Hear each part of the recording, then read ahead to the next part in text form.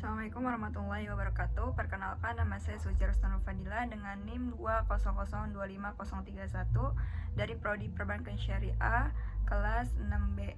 Di sini saya akan menjelaskan beberapa materi tentang manajemen risiko.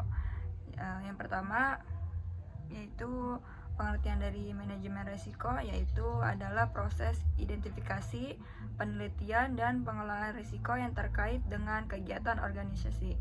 Tujuan dari manajemen risiko adalah untuk mengurangi atau mengendalikan risiko-risiko yang mungkin mempengaruhi pencapaian tujuan organisasi. Berikut ada beberapa materi tentang manajemen risiko. Yang pertama itu ada tentang identifikasi risiko. Jadi, identifikasi risiko melibatkan mengidentifikasi dengan memahami resiko-resiko potensial yang mungkin mempengaruhi organisasi.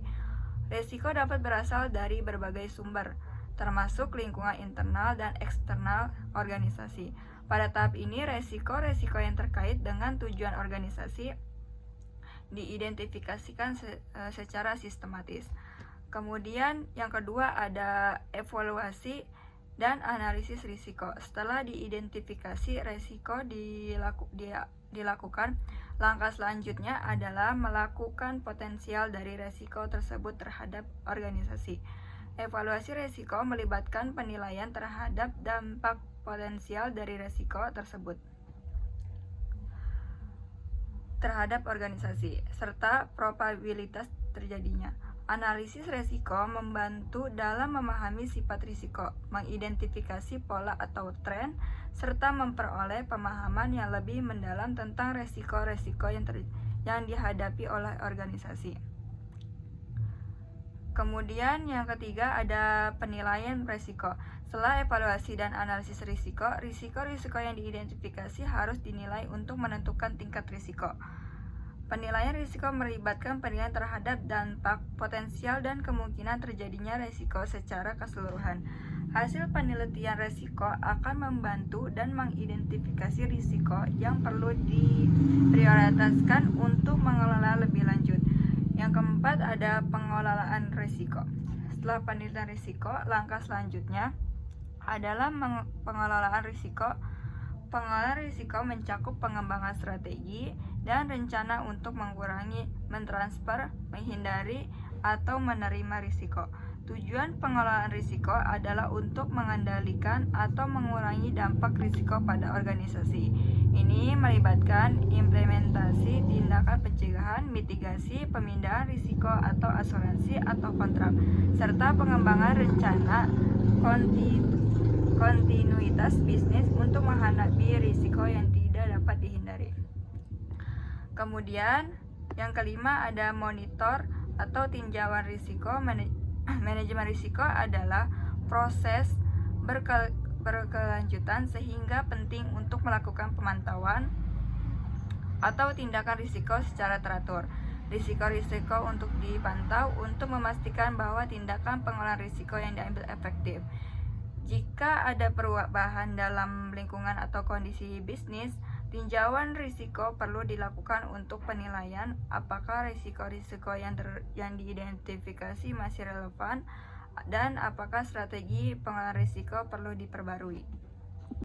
Nah, selanjutnya kita masuk ke dalam pembahasan inti, yang dimana manajemen risiko perbankan syariah adalah proses identifikasi, penilaian, pengelolaan, dan mitigasi risiko yang unik untuk lembaga keuangan syariah.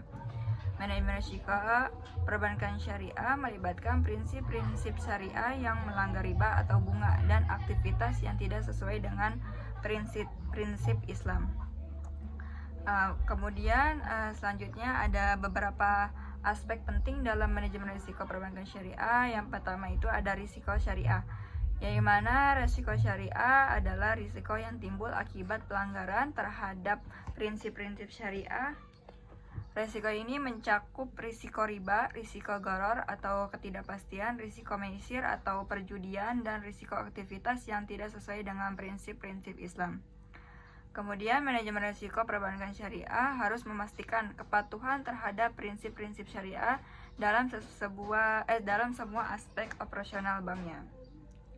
Kemudian yang kedua itu ada risiko kredit, yang dimana risiko kredit melibatkan kemungkinan default atau ketidakmampuan nasabah untuk memenuhi kewajiban pembayaran utang. Manajemen risiko kredit perbankan syariah melibatkan penilaian kelayakan nasabah dan pemantauan terhadap portofolio kredit, serta pengembangan prosedur dan kebijakan pengendalian risiko kredit yang sesuai dengan prinsip-prinsip syariah. Kemudian yang selanjutnya itu ada risiko pasar. Jadi resiko pasar itu terkait dengan fluktuasi harga dan nilai tukar, resiko suku bunga, resiko likuiditas, dan resiko investasi. Manajemen resiko pasar perbankan syariah melibatkan pengelolaan portofolio investasi dan pengelolaan risiko suku bunga dengan mempertimbangkan kepatuhan terhadap prinsip-prinsip syariah. Kemudian yang keempat ada risiko operasional. Risiko operasional terkait dengan ketidaksempurnaan atau kegagalan dalam proses sistem dan orang-orang yang terlibat dalam operasional bank.